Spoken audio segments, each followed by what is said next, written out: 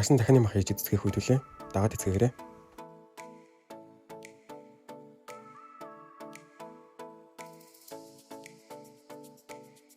За дахины гуйны цул ашигласан. Дахины гуйны цулаа сан гэцгээсэн байх шаардлагатай хамгийн түрүүлээд.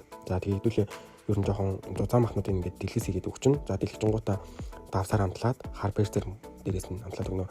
За 2 талын ээлжлээд эргүүлээд бас амтлаад өгнө.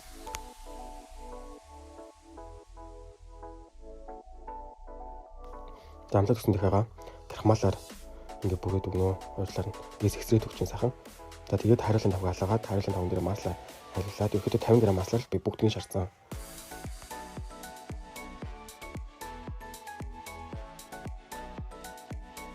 Дахиагаа хоёр талаас нь ээлжлээд зөөлөн галаар 6 минут шараад өгнө.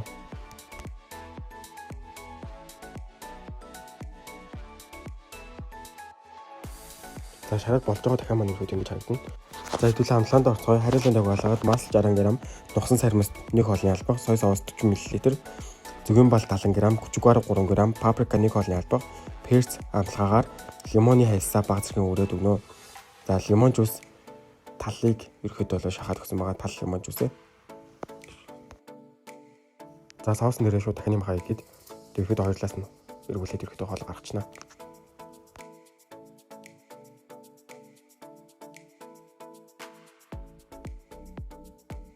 За хоол манд бэлэн боллоо. Би тэтгэвтэх болгоод үсээд тавгалсан.